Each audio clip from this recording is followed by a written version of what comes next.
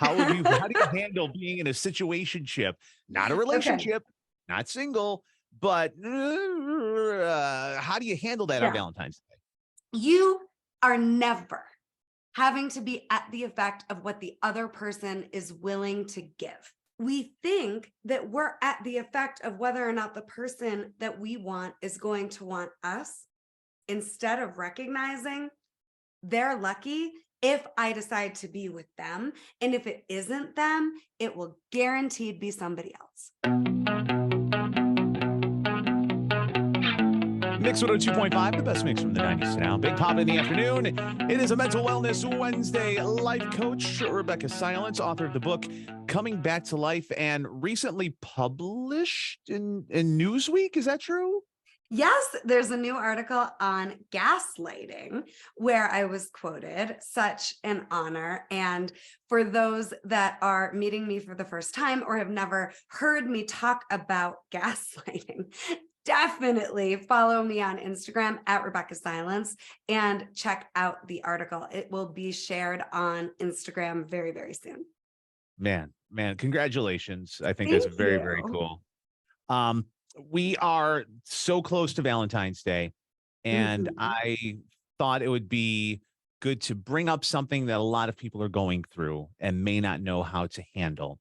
And that is being in, not single, not in a relationship, but you're that funky in between stage when you're coming up to Valentine's Day, and how to handle it. The situationship, if you will. How do you handle being in a situationship, not a Okay. relationship, not single, but how do you handle that on Yeah. Valentine's Day? Oh, this is so good. So let me just make sure I'm clear. Are you saying that time when we haven't really established what we are, and I don't know if I want to broach that subject, or is it when you are wanting more than what has been established? Talk to me just a little bit more about situationship in general. Well, that's the thing. They're all different. So yes Right. to Okay. both. Yeah. Okay. So here's the deal. You are never having to be at the effect of what the other person is willing to give. Relationship is all about giving. Recently, one of my Healing is Possible Experience show episodes that we re-aired. You can go to my YouTube channel, the Rebeccah Silence YouTube channel, to check it out. But it was my husband and I for an hour talking about 10 years of marriage and our secrets and how we've navigated crises, everything from me having a life-threatening cancer diagnosis to him losing a business. And how did we navigate it, right? But the point is, if 10 you're, years? Really? it's almost 11. We've been together almost Okay. 12 years. That's as long My as you and I have been on the radio together. Oh my gosh. I'm sorry. Go ahead. That just blows my mind because we're not that old. Well, Go no, ahead. I'm but this sorry. is hysterical, right? Because Mark and I, let's just use Mark and I as an example. We were a situationship, right? We both had commitment issues galore. I remember the first night that we hooked up, we spoke at the end of that and said, I actually said it first. I was like, so I had a one night stand last weekend. And he's like, okay, me too. I'm like, you don't care? Like, oh my, because I think I've had 2 one night stands in my entire life. Look at me just like putting it all out there right now. But it's true, right? So I approached it with him like, here's me. Here's where I'm going in my life, and here's what I'm looking for romantically, and we'll see if you're the person or not. And he basically came right back and said the same thing. Here's me. Here's what I want. Here's where I'm going. Here's the work I've done to be in the place to actually believe I can have it.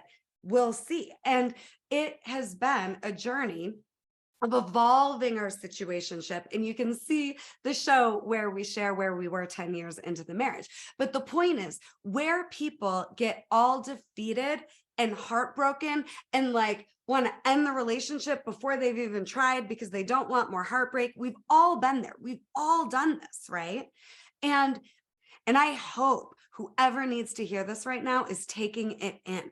If it's not them, don't let that threaten your self-worth, your lovability, or your belief that you get to get what you want romantically. it'll be somebody else. And let's see if it's them versus you trying to Gumby your way, adapting into being the person you think you would need to be for them to want you. So if you're in a situationship with gray area, here's my loving, very strong challenge to you. Tell the person what you want, where you are going personally, and what you're looking for romantically, and be unwilling not to have it. And then ask them, what are they looking for? And then the last thing I want to say on this piece is confidence is so sexy. You being confident about who you are, where you're going, knowing why that is what your path is, and unapologetically committing to it. There is nothing sexier. And somebody that would be intimidated by your clarity and your power and your path and your direction, bye next. I had so many relationships before Mark where I would be told things like, literally the guy right before Mark said, it's like my face is being dragged through the mud behind you. Like, how could I possibly keep up? And he wanted me to be less. So he didn't have to be intimidated. And that was the end of that. That Yeah. was it. Right. And then now I'm with Mark, who's like, all right, so you published a book, you did this, you did that. What's next? There's no threat. There's no intimidation. And we both just do our thing separate and create our thing together. And we're not afraid when either one of us is bored or wanting more. We just put it out there with a trust that that's the correct thing to do. So if you're in a situationship, put it out there because that's what's correct. Don't let the other person's reaction have you intimidated or threatened. And don't be afraid to move past this person to find the right one because you're not going to settle. Rebecca, I think there's a lot of people that are hesitant to be as open and honest as you're talking about. A lot of people are Yeah, of nervous to take that step. course. Looking at it from a realistic point of view. Um, well, I mean, because people like, oh, that's great. I just can't. No, Right. but Valentine's Day can be a definite barometer as far as gauging what the other person is thinking before taking Yeah. that step to have that conversation. You know, does that make sense? Well, yeah, but here's the deal. You're either in the pursuit of your truth or you're in the pursuit of more heartbreak. Because you pursuing your truth means you never have to be heartbroken because you're not going to betray yourself or break your own heart ever again. So, yes, I get it. It is scary. It is nerve-wracking. It is vulnerable. But if you're going to hedge your bet, if you're going to wait to see if the other person can handle your vulnerability before you'll be vulnerable, you're guaranteeing more heartbreak for yourself. Because you're never going to know until you've actually been vulnerable, can they freaking handle it? And if they can't, hear this. It's not that they can't handle you. It's not that your vulnerability was the problem. It's that the relationship is misaligned. It's not correct. So I would much rather find out sooner rather than later.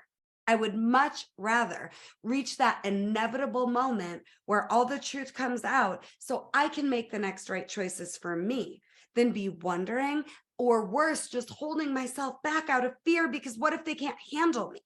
If you're in that place, holding yourself back out of fear because you're afraid they can't handle you, there is no real relationship. It's fake because they're not relating to you. They're relating to the image, the facade that you're presenting. So I'm trying to make this really gross and I'm not trying to offend or insult anybody, but do you get how gross it is to be fake? And then how do we get real love and connection when we're the one that's being fake instead of vulnerably and unapologetically true to who we are and letting the person know who in the hell they're actually dealing with? The sad thing is, I know a lot of married people that can't be their true, authentic selves with their partner and have to put up the front on 24/7 with But that. it's a And won't. Gary, it isn't that they can't, it's that they won't. They won't Okay. take the risk, right? And this is where I do couples intensive work. If anybody out there needs the help, You but just jumped in my stuff right there. Dang. well, I Okay. just need to say that because there are so many millions upon millions, right, of Americans, maybe even billions of people around the world think they can't be honest with their spouse. And I'm just saying they won't. And I'm not saying it's easy if you've been kind of playing the game, especially if you've been together a long time. But you can start to be honest. And if you need support, reach out. I just think that's really important. It's never true that we can't be honest with our partner.